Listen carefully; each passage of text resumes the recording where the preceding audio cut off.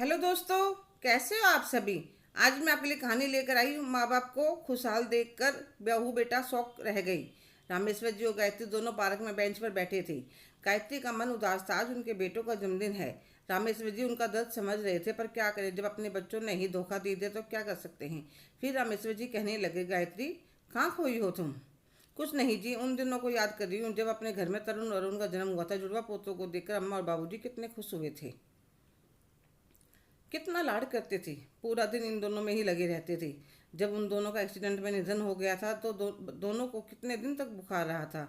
बहुत मुश्किल से संभाले थे बच्चे। फिर दोनों अपनी पढ़ाई में लग गए थे। शकल से ही अकल से भी जुड़वा थी। सारे टीचर्स कहते दोनों भाई बहुत होशियार हैं। फिर दोनों को ही मल्टीनेशनल कंपनी में नौकरी मिल गई। जब रिश्ते आने लगे तो कोई यकीन भी ना करे, जुड़वा बहनों का रिश्ता, दोनों भाइयों के एक ही मंडप में शादी हो गई। बहू के आने के बाद तो घर में कितनी रौनक हो गई थी। साल भर कैसे बीत गया पता ही नहीं चला। हमारा घूमने जाना ही हमारा दुश्मन बन गया। तुम ऐसा क्यों कहती हो गायत्री। और क्या कहूँ, मेरे ही मन में इच्छा हुई थी। अब तो घर संभालने वाली आ गई हैं, चलो सारे धर्म स्थान के दर्शन कराई। पूरा महीना लग गया था, आत्मा तृप्त हो गई थी, कितनी खुश थी मैं। पर पता नहीं मेरी परवरिश में कहाँ कमी रह गई थी, उन्होंने इतना बड़ा धोखा दिया। और दोनों ने घर बेच दिया और हमसे यह कहकर कि मम्मी हम घूमने जा रहे हैं, चले गई। वह तो जब मकान पर कब्जा लेने वाले आए तब पता चला। एक बार भी नहीं सोचा हमारे माँ बाप क्या करेंगे, कहाँ जाएंगे। उन्हें दोष मत दो गायत्री। मैं टीचर था, बच्चों को बताता था कि हमें कभी भी बिना पढ़े किसी पेपर पर साइन नहीं करने चाहिए, और खुद ही अपने बेटों पर विश्वास कर यह गलती कर बैठा।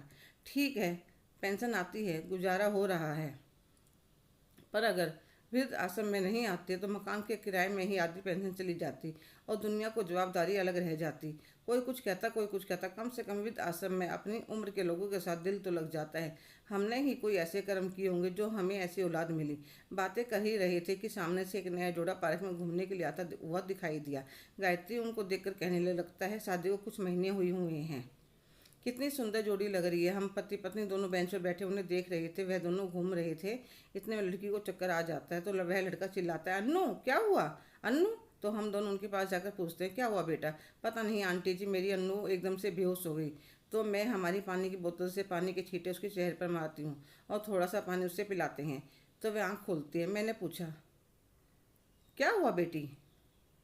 पता नहीं आंटी जी, एकदम से चक्कर आ गया। कुछ खुशखबरी है क्या। आंटी जी अभी दिखाया नहीं। डॉक्टर के तो उसका पति अर्जुन उसकी चेहरे की तरफ देखता है। तुमने मुझे कुछ बताया क्यों नहीं। चलो आज तुम्हें पहले डॉक्टर के लेकर चलता हूँ।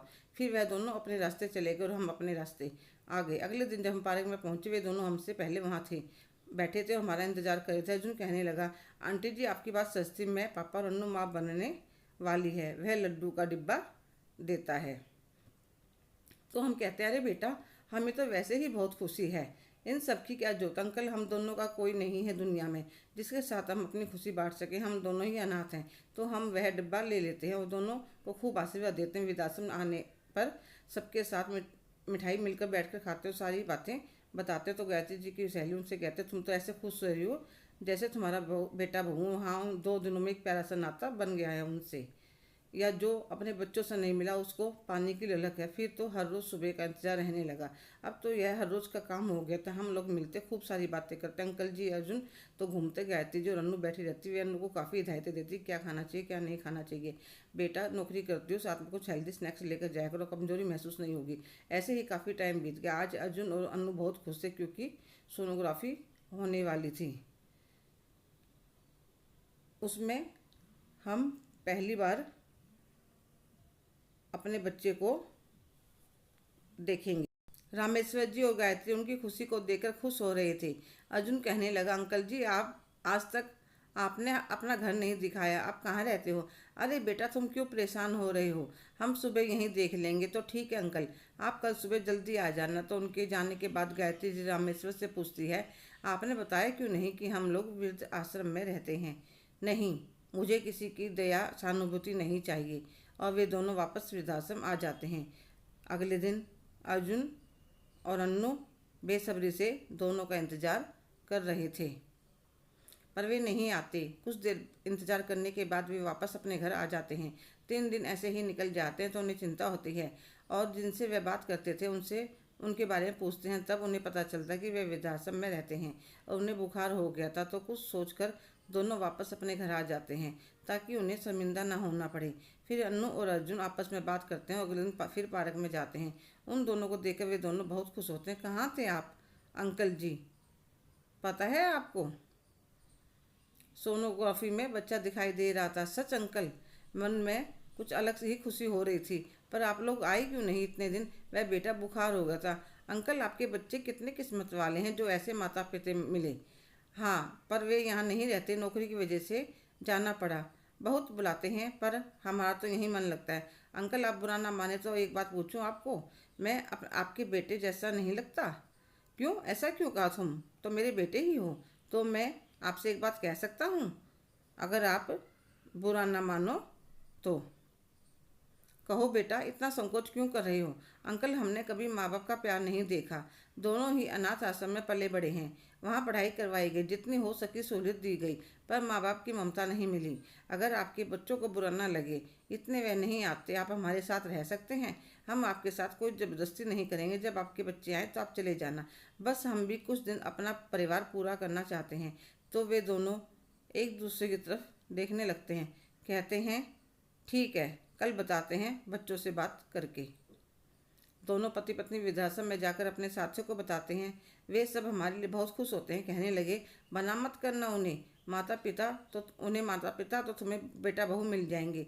अगले दिन हाँ कर देते हैं तो वह उन्हें अपने साथ ले जाते हैं। एक हवादार कमरा उन्होंने उनके लिए पहले ही तैयार करके रखा था। दोनों को उसमें ले गए। अंकल जी, आंटी जी, यह आपका कमरा है। हमारा बच्चा कितना खुश नसीब है। उसके आने से पहले ही दादा दादी आ गई। थोड़े दिन दोनों को थोड़ा अजीब लगता है, फिर धीरे धीरे आदत बढ़ जाती है।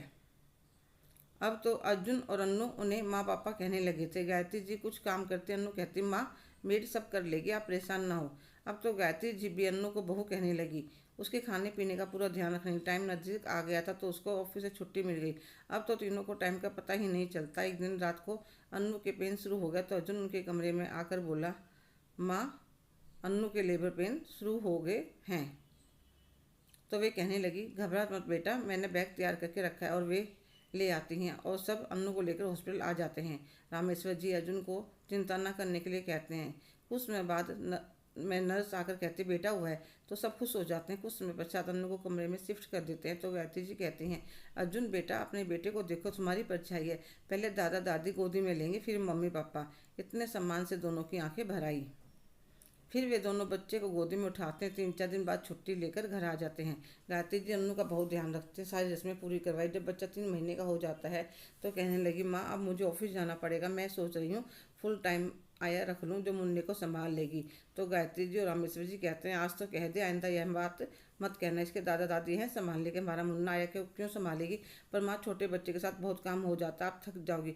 माँ, अगर मुझसे नहीं होगा तो मैं तुम्हें बता दूंगी। ठीक है माँ।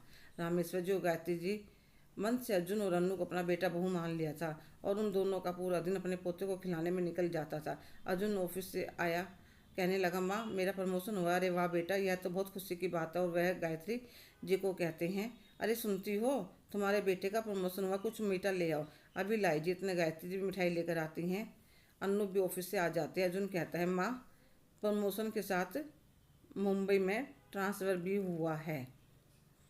तो रामेश्वर जी हंसकर कहने लगे, अरे वाह, अब तो हम मुंबई भी घूमेंगे। सब हंसने लगते हैं। 15 दिन बाद वे लोग मुंबई के लिए चले जाते हैं। पूरा एक हफ्ता लग जाता है घर सेट करने में। अभी अन्नू का ट्रांसफ़र नहीं हुआ था, इसलिए वह वर्क फ्रॉम होम कर रही थी। धीरे धीरे अड़ोस पड़ोस में जान पहचान होने लगती है। रामेश्वर जी शाम को अपने पोते को घुमाने के लिए पार्क में भी लेकर जाने लगते हैं। उन्हें नहीं पता था इसी सोसाइटी में उनके दोनों बेटे बहू और उनके बच्चे रहते हैं। एक दिन रामेश्वर जी और गायत्री जी प्रेम में लिटाकर वंश को घुमा रहे थे कि उनकी बहू उनको देख लेती है। तो वह वॉचमैन को बुलाकर पूछती है, यह सोसाइटी में नया कौन आया है? तो वह कहने लगा, अरे मेम साहब, आप इनको नहीं जानती? इन्हें तो कई महीने हो गए यहाँ पर आए हुए। अर्जुन साहब के मम्मी पापा हैं। तो बहू एकदम से चौंक जाती है और अपने घर आ जाती है। फिर अपने देवर पति छोटी बहन को सारी बात बताते हुए कहने लगे, यह कहीं भी रहे, हमें इससे क्या लेना देना? हमें तो पिछले 2 महीने से इन्हें पेपर साइनिंग लेना था, इसलिए ढूंढ रहे थे। अब इनके साइन ले लेंगे तो सारे पैसे हमें मिल जाएंगे।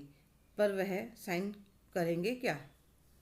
करेंगे, क्यों नहीं? आखिर हम उनके बच्चे हैं, उनकी प्रॉपर्टी पर हमारा और हमारे बच्चों का ही हक है।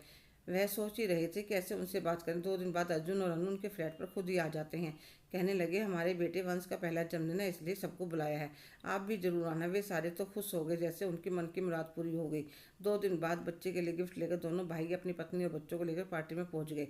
उन्होंने सोचा था उन्हें देखकर मम्मी पापा दौड़े आएंगे, पर वे जब वहां पर गए तो उनके मम्मी पापा ने ऐसा व्यवहार करा जैसे वे उन्हें जानते ही ना हों। फिर उन सब ने मिलकर वहाँ आपस में सलाह करी, अभी बात करना सही नहीं है, कहीं सोसाइटी वालों के सामने बेइज्जती ना हो जाए। चारों देख रहे थे कैसे अर्जुन और अनु उन दोनों को सबसे आगे रख रहे थे। उन चारों से यह बात बर्दाश्त नहीं हो रही थी कि बुढ़ा बुढ़िया खुश कैसे रह सकते हैं, पर अभी उनकी मजबूरी थी, उन्हें प्रॉपर्टी के पेपर पर साइन लेना था।